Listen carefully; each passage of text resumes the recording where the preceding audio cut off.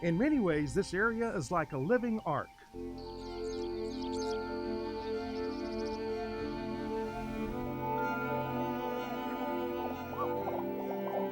It's been called the Big Green. The sheer expansiveness of it can humble you, leave you in awe. But while it's massive, covering 40,000 acres, it's also serene and peaceful, but very much alive. It's a big open landscape that demands respect. The last big chunk of tallgrass prairie really left on the continent. To me, prairie means kind of an unfettered horizon. And where you can spin around 360 degrees and it's just this open space. So to me, grasslands and prairie is all about the openness of the landscape. And that's what this is that rolling landscape kind of takes your breath away from you. Not what you expect in this part of the country. The Nature Conservancy got involved to preserve the tallgrass prairie back in the late 80s. Their intention was to try and restore the amazing ecosystem found here.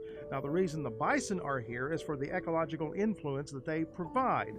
The Conservancy does controlled or prescribed burns to mimic the seasonality of fires that shape the prairie. Consequently, this ecosystem is the only one of its kind any place in the world. You have to have all these different patch types out there at any given moment in time. You have to present this continuous smorgasbord of habitat opportunities. And so as a land manager, that's the challenge, is to keep that system going. And the way we do that is by trying to simulate what we think was that original disturbance regime that was so important to the prairie, that grazing-fire interaction. Different species require different types of patches, so to speak, but the most popular animal for visitors. Bison are probably the most sought after in terms of our visitors, one of the primary characteristic species of the prairie. And so people really want to see bison. So we overwinter typically about 2,000 bison, and then with the summer season in the spring right now, we have babies being born every day right now. But all the species bring the prairie to life. This time of year, what strikes me is the liveliness of it. Especially at dawn. If you're out here at dawn in the early morning, just everything moving, all the birds being active, all the insects, everybody's calling, everybody's getting down to business. And the diversity of species may surprise many. Beavers, a surprising amount of beavers in the stream and on the ponds, the man-made ponds also.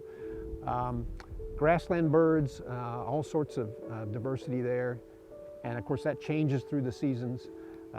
Migratory birds and then resident birds. Greater prairie chickens are another charismatic type species that's here year-round. And prairie chickens require very different patch types during different parts of their life history. So they in particular, you have to manage for this landscape diversity if you want to maintain greater prairie chickens. So, and then insects, a lot of different butterfly species, fishes, reptiles, amphibians. If you've never been here, you really need to plan a trip to come see the Tallgrass Prairie Preserve. If it's been a while since you've seen it, come back and let the grandeur engulf you. I think people are struck by the scale of it and the openness of it. It's just this unfettered, it's like freedom.